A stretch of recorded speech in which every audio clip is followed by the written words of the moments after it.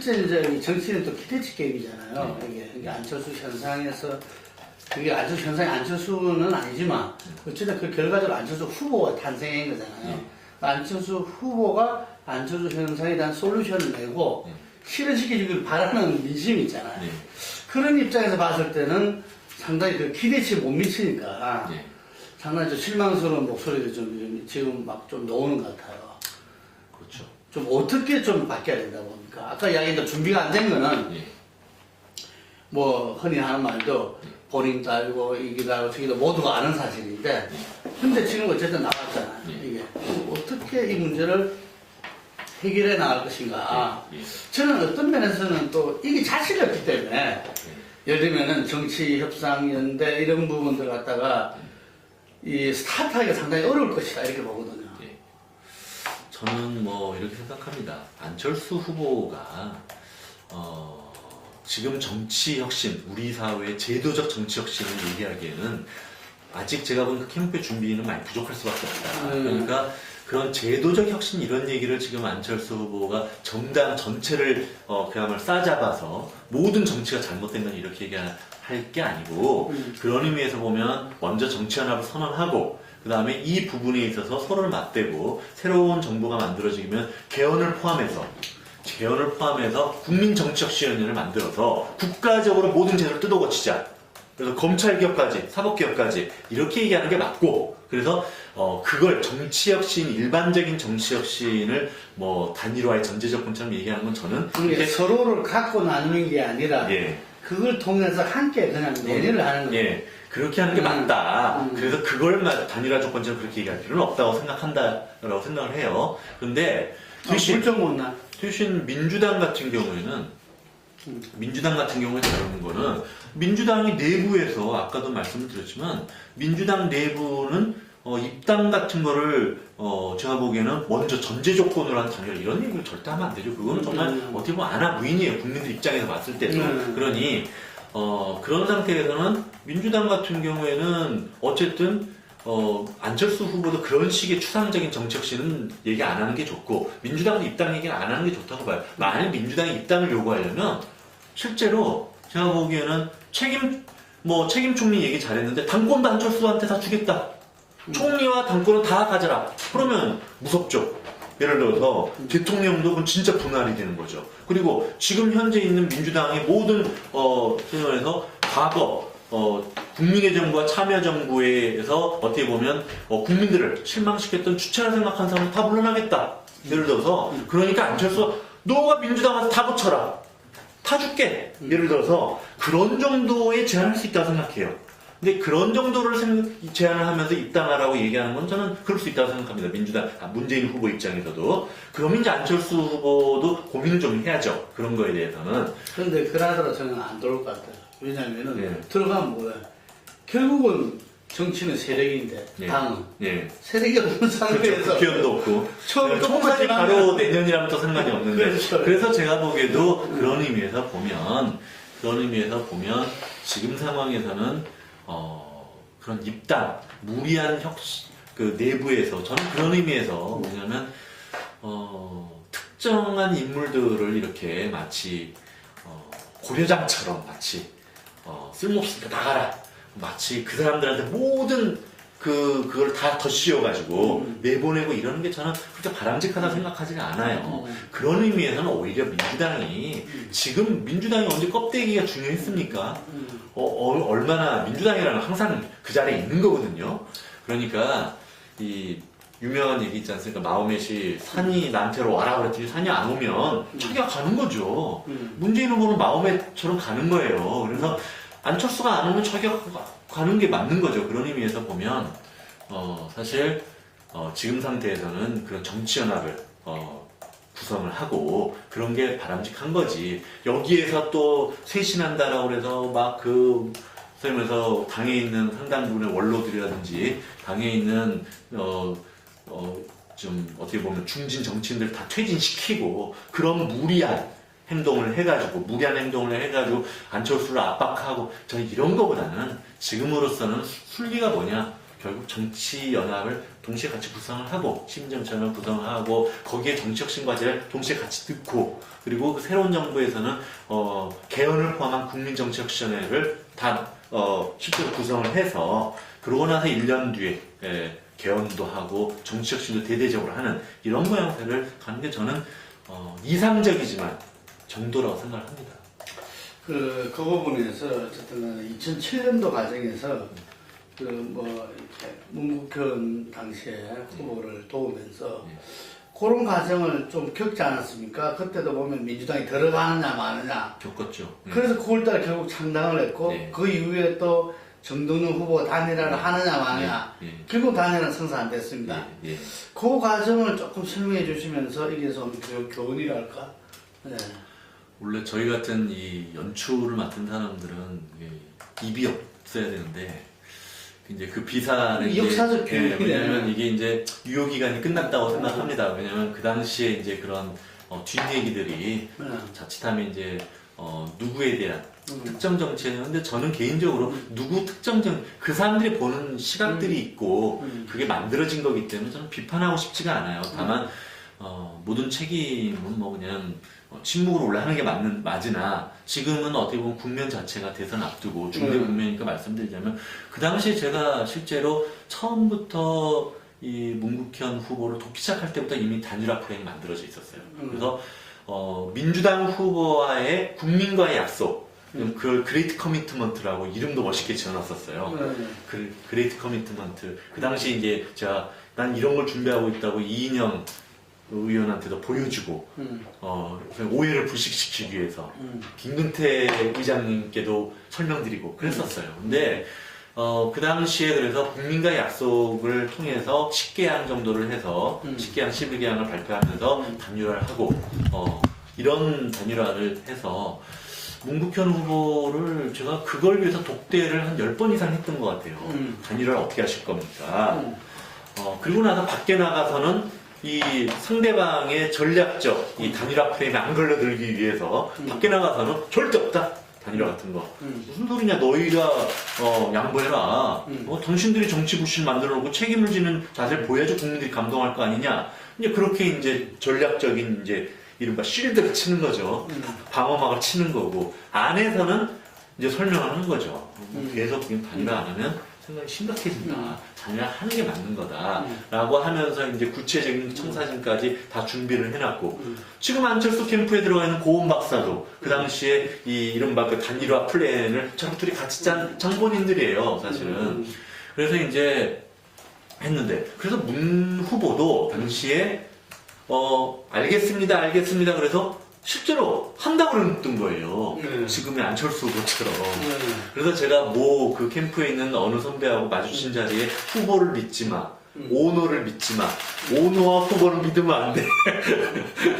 오너는 항상 딴 생각을 알고 있고 후보도 딴 생각을 많이 해. 이런 얘기를 제가 웃으면서 했는데 안 찔리십니까? 그런데 뭐냐면 그래서 실제로 문국현 후보도 응했어요. 수용을 했어요. 그래서 제가 천리포 수목원까지 가서 정말 단판을 지어서 허락을 받아내고 시민사회 원로분들이 당시에 시민사회 원로분들이 실제로 그 당시에 단일화 이거를 그럼 우리가 맡아서 하겠다. 그래서 제가 아까 사실은 시민사회가 중재하는 걸 저는 상당히 우려한 측면이 있어요. 이게 되게 중요한 부분인데 뭐냐면 그렇게 해서 제가 그 당시에 시민사회 원로 몇 분들한테 이 단일화 테이블을 열었죠. 결과적으로 일부를 방식 이런 걸 가지고 열었는데 그때 갑자기 시민사회 분들이 어떤 식으로 그거를 접근했냐면 우리한테 정권을 넘겨라 이렇게 하는 거예요. 이렇게 하면 절대 안 돼요.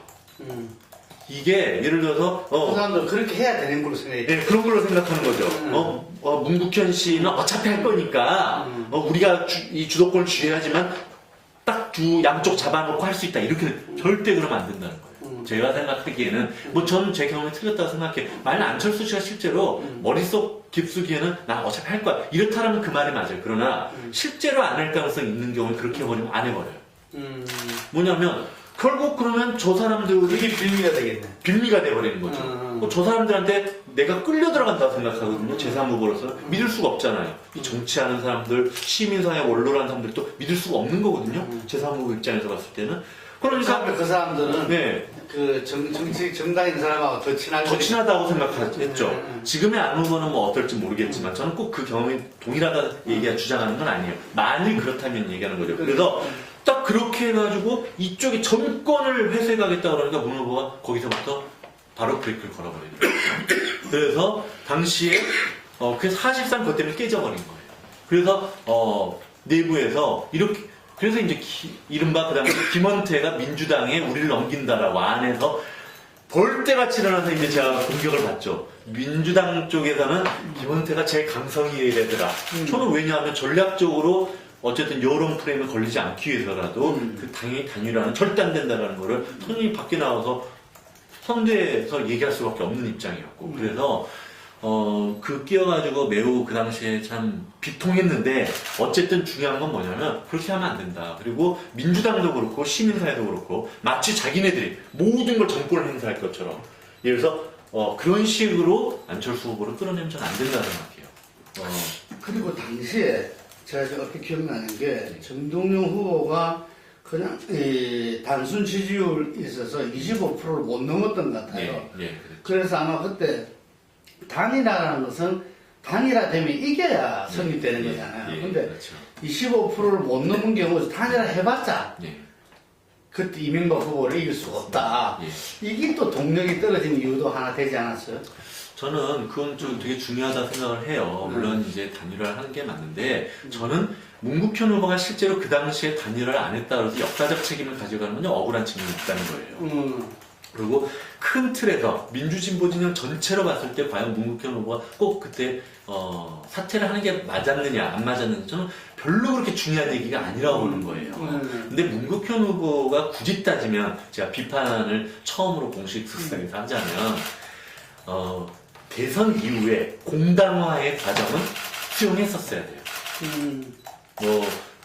잘 기억하시겠지만 당시에 문국현 후보가 자신만의 정당이 아니고 다른 정치 세력과의 연합을 하고 다른 민주당이 됐든 어디가 됐든 다른 쪽과 이제 정당 내부를 자기만이 아닌 소위 말해서 여러 정치적 세력들이 합쳐지는 그런 공당화 과정은 겁을 안 했어야 된다. 그거를 제가 보기에는 문국현 후보가 받아들이고 실제로 그 이후에 민주당과 통합을 과정을 거치면서 지도자의 길을 걸었으면 저는 이번에 문국현 후보가 대통령이 됐다고 생각해요.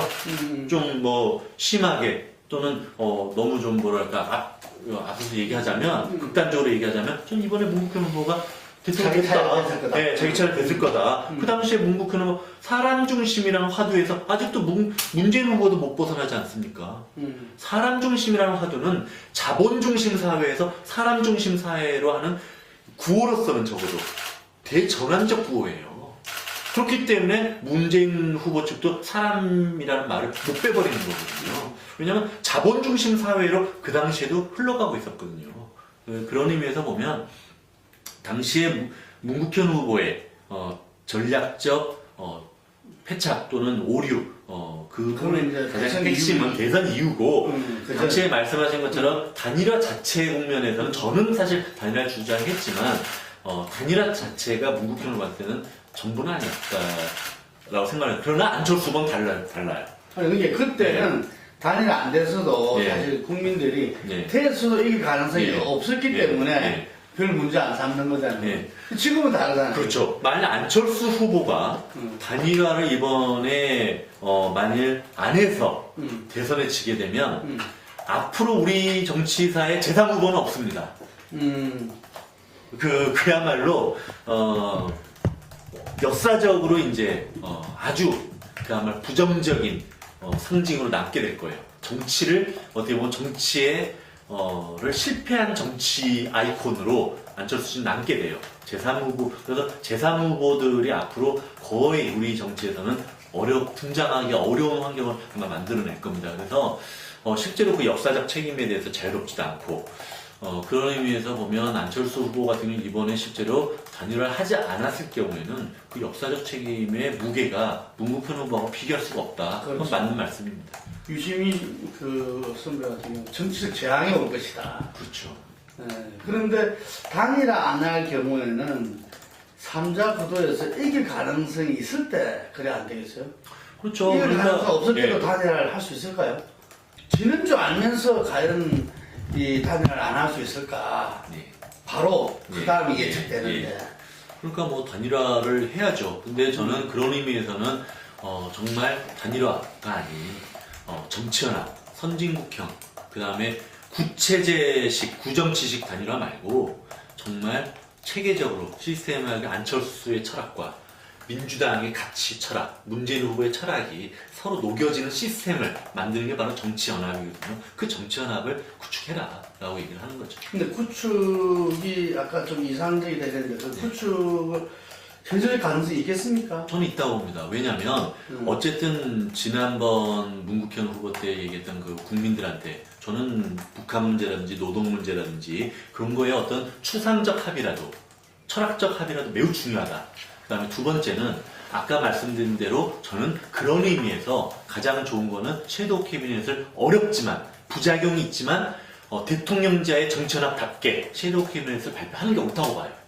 그렇게 또는 섀도우 캐비넷 플러스 민주 진보 또는 새로운 시민 정부 인재 DB 그래서 장관에 오를 수 있는 부문별 인재 3배수 5배수 이런 걸 만들어 놓게 되면 제가 보기에는 그거는 매우 진전된 합의다. 왜냐하면 결과적으로는 사람이 정책을 만드는 거지 않습니까? 그러면 안철수 후보가 대통령 인사권을 10분의 1을 하겠다, 네. 나눠먹기 안 하겠다는 네. 그런 우려를 극복할 수도 있겠네요. 그렇죠. 넌 나눠먹기도 안 하고 예를 들어서 그런 의미에서 보면 관료한테도 안 그렇죠. 뺏기고. 안 뺏기고 그래서 예를 들어서 저는 너무나 중요하다고 생각해요. 경제부총리 민주진보 그 DB에 경제부총리에 갈 수 있는 사람 명단 10명을 처음에 딱 만들어 놓고 대통령 어떻게 갑자기 다른 사람 합니까? 그런 의미에서 그런 식으로 해놓으면 그렇게 처음부터 하나를 그래서 저는 그 활용점정이라고 생각해요. 정정 맞나요? 점정. 네, 그래서 그게라고 생각하는 뭐냐면 결국 정책은 사람이 하는 거기 때문에 만일 문재인 후보 측과 안철수 후보 측이 그런 청와대에 있는 비서관들까지 해서 그 다음에 내각 그 다음에 주요 국가 직책에 대해서 인재 DB까지만이라도 섀도우 캐비넷을 못하더라도 그것만 대선 전에 발표할 수 있어도 저는 그거야말로 정말 어마어마한 진전이고 철학을 공유할 수 있죠.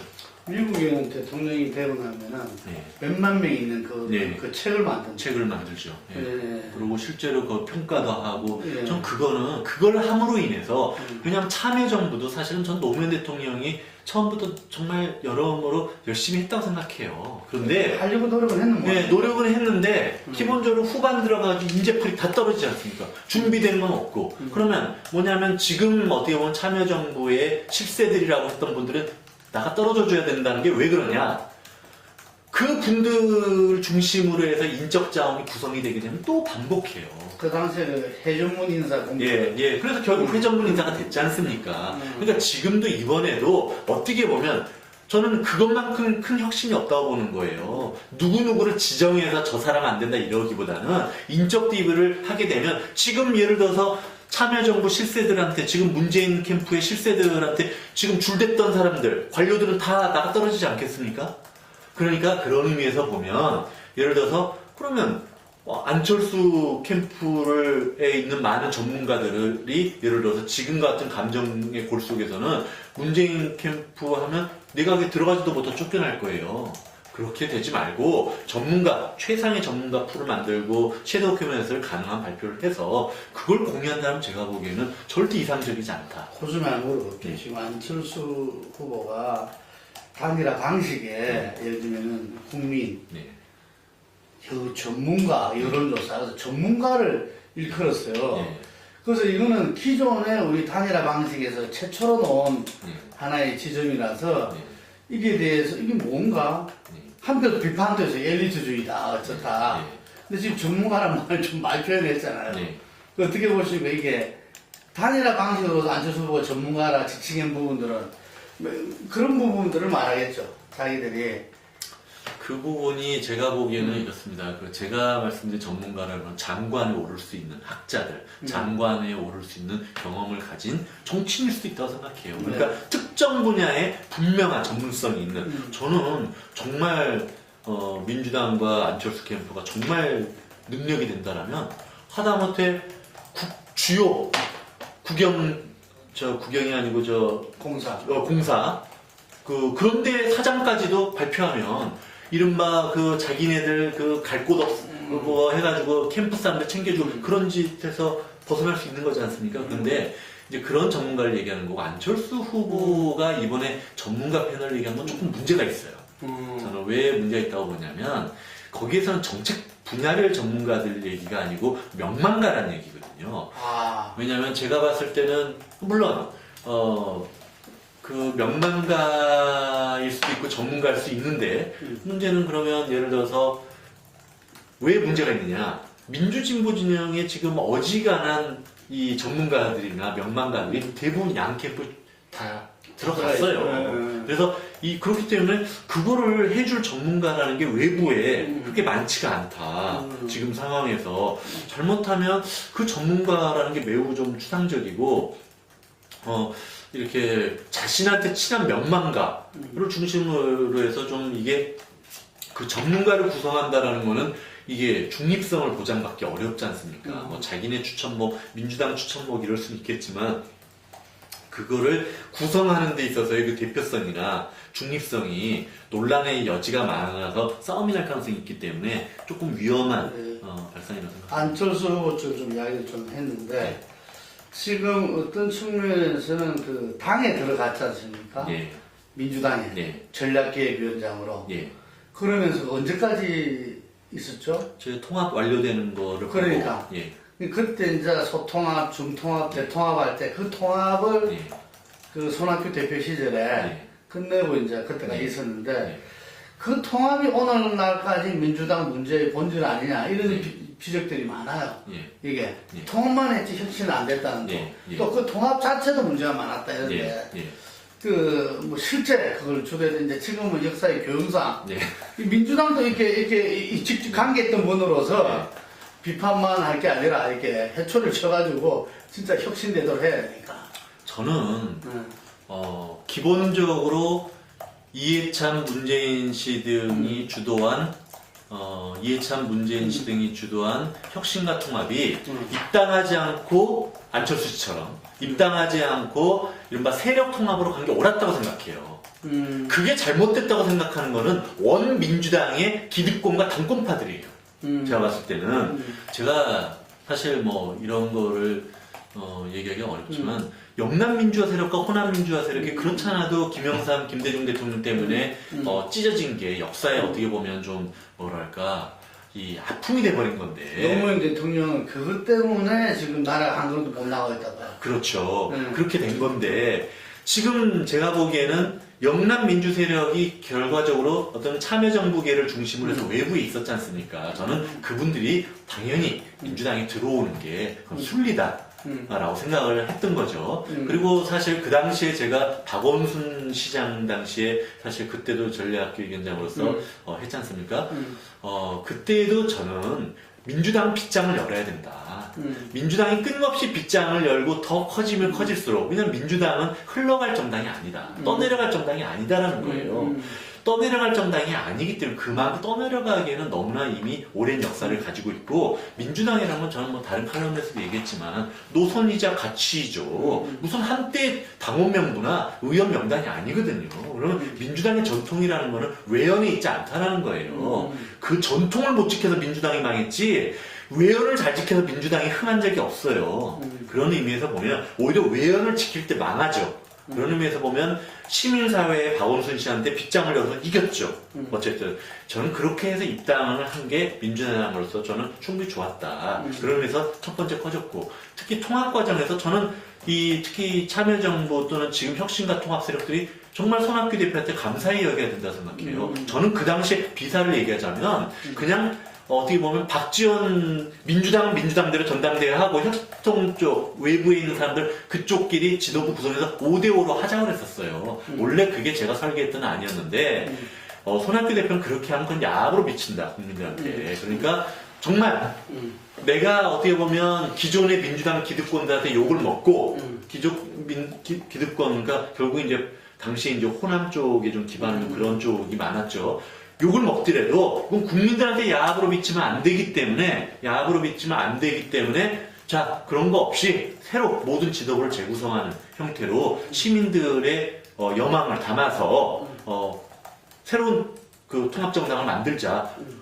순수하게 100% 손 대표의 고집 때문에 신념 때문에 그렇게 된 거예요. 만약 그렇지 않았으면 어떻게 보면 기존의 민주당 당권파는 절반만 아마 혁신과 통합의 기득권을 내놨을지도 몰라요. 그렇게 되면 상대적으로 어려웠을 거예요. 그리고 만일 손 대표가 당시에 입당 방식, 그러니까 손 대표는 당시에 큰 민주당주의를 채택을 한 거예요.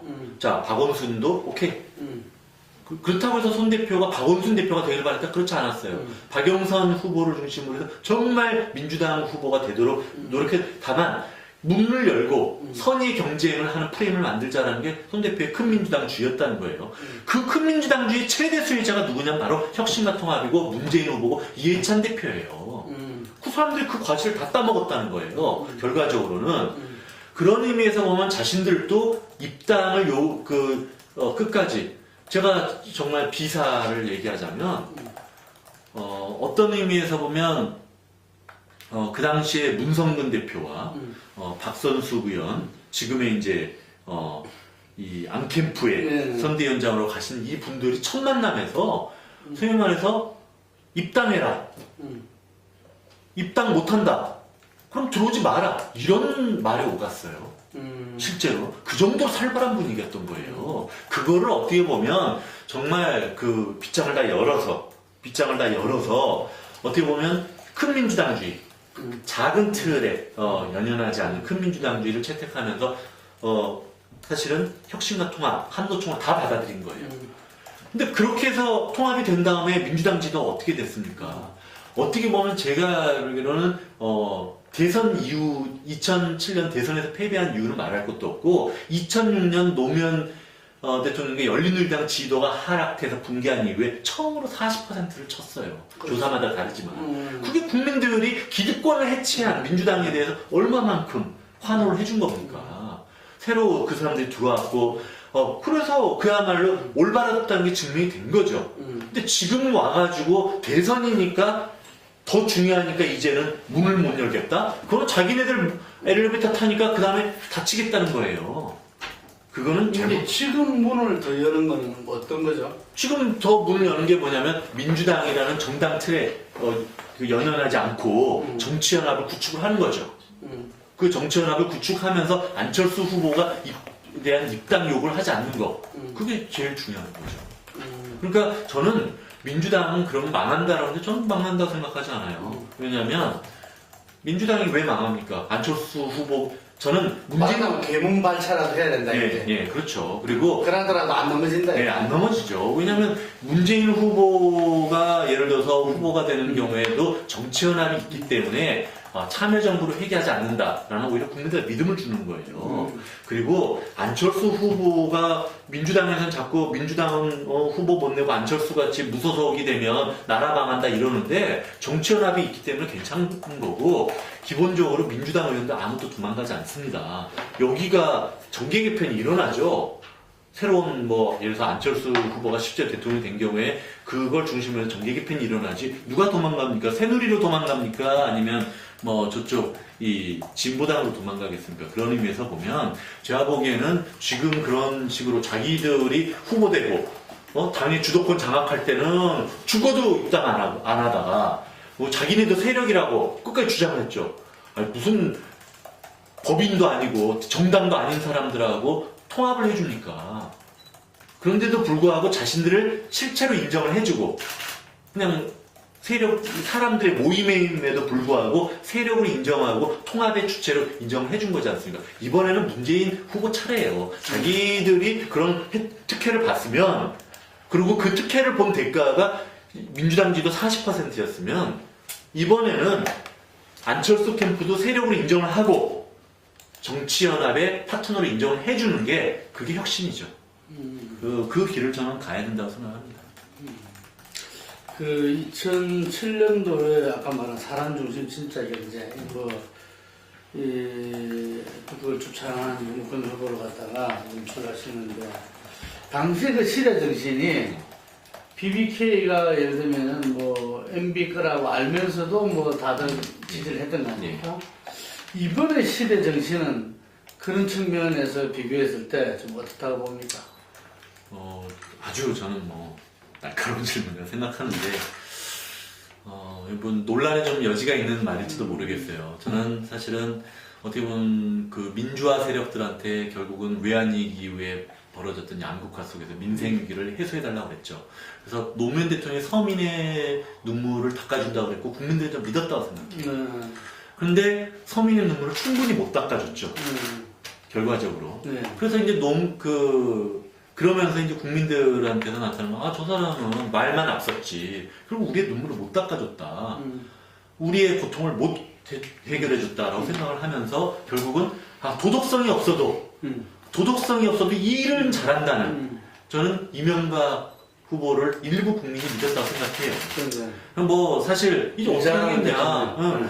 도덕성은 없는 거 알지만, 일 잘한다니, 믿어보자. 그동안 또 워낙 자기도 뭐 출세를 많이 해오지 않았느냐. 그래서 믿었더니 4년 지나서 보니까 아무것도 없었다는 거죠. 그래, 이제는 뭐 민주 세력이건, 뭐 일 잘하는 게 필요 없다. 이제 정치 안 해본 놈 나와봐라. 정치 해보지 않은 사람 나와봐라. 안 해본 놈은 좀 고쳐주세요. 쌩막 나가는 거지. 정치 안 해본 사람 나와봐라. 이제 결국 정치 잘했다는 사람들도 다 못했지 않냐. 새누리당도 못했고, 민주당도 못했, 이제는, 그래서 사실 지난 한번 4년을 되돌이켜보면, 문재인 후보 지지도 올라갈 때 보면 정치인이 아니었어요. 낙곰수가 인기를 끌 때 정치인이 아니었기 때문에, 정치를 쳤기 때문에 낙곰수 인기가 올라가요. 무슨 얘기냐면, 정치만 치면 유명인사가 되는 거예요. 사실은. 정치만 비꼬고, 민주당만 치면 유명인사가 되는 거예요. 지금은 문재인 후보도 민주당이에요. 지금은 뭐냐면 민주당만 치면 여전히 국민들을 환호하는 흐름이 있어요. 그거는 일종의 자신들의 숙명이라 생각하고 원죄라고 생각해. 억울해도 이제는 안에 들어갔잖아요. 그러니까 본인도 그 대상이 된 거거든요. 그런 의미에서 보면 사실은 사실 국민들의 시대 흐름은 안 해본 사람 나와봐라요.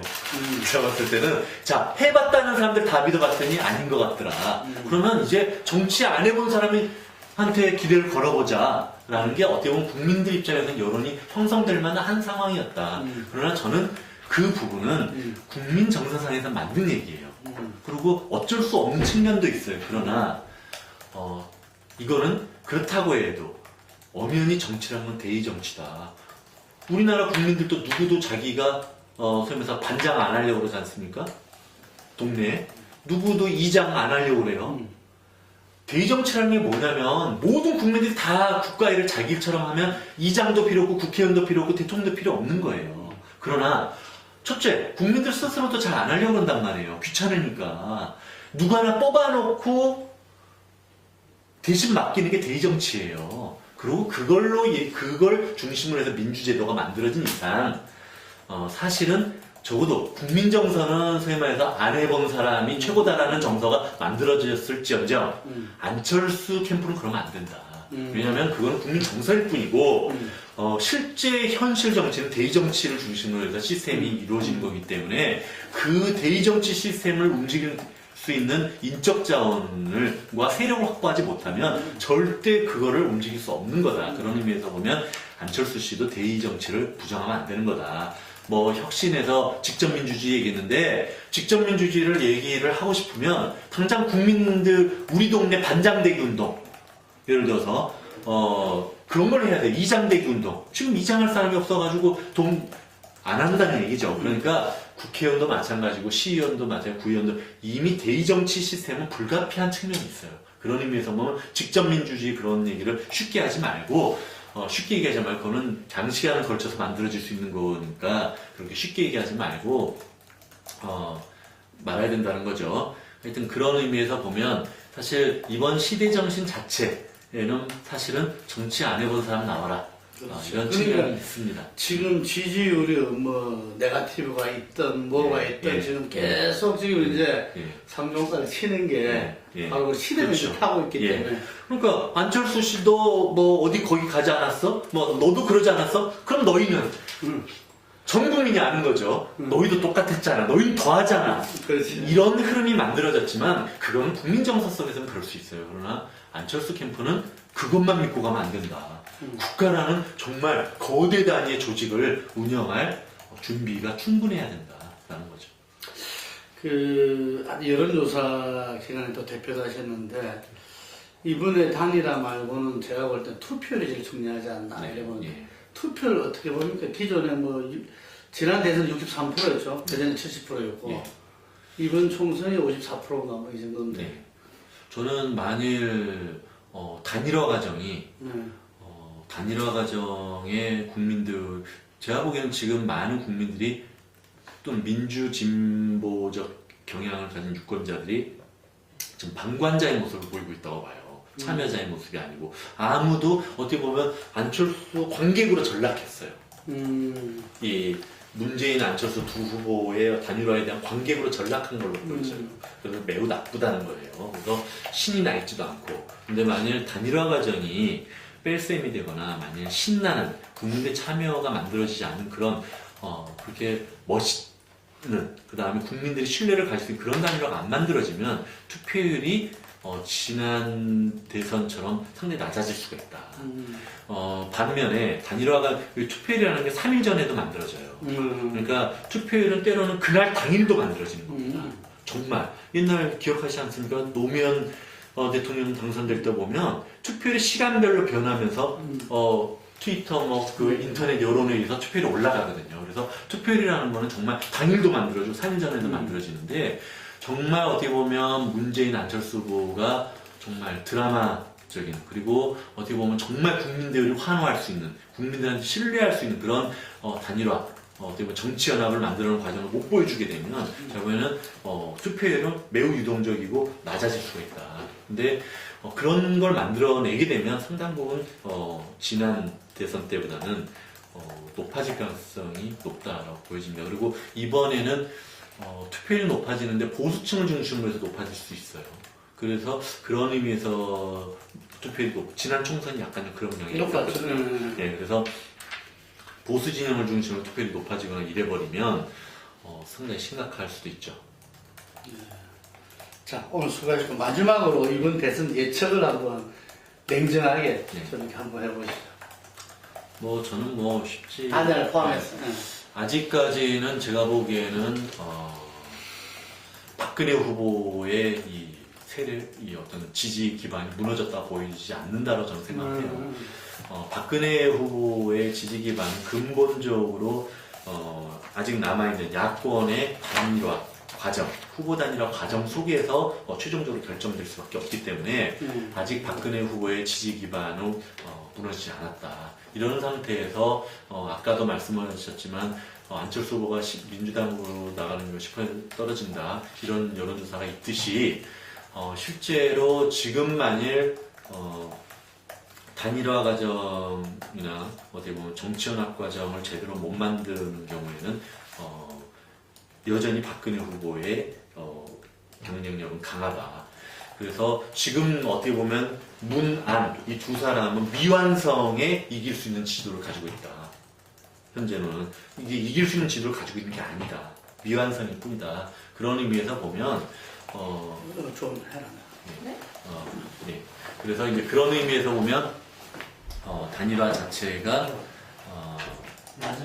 훌륭히 이루어져야지만 실제로 박근혜 후보를 이길 수 있고 만일 단일화 과정이 국민들의 충분한 동의를 이끌어내지 못한다면 대선에서 민주 진보 진영 또는 이 야권 단일 후보가 패배할 수도 있는 흐름으로 보여진다라고 생각합니다.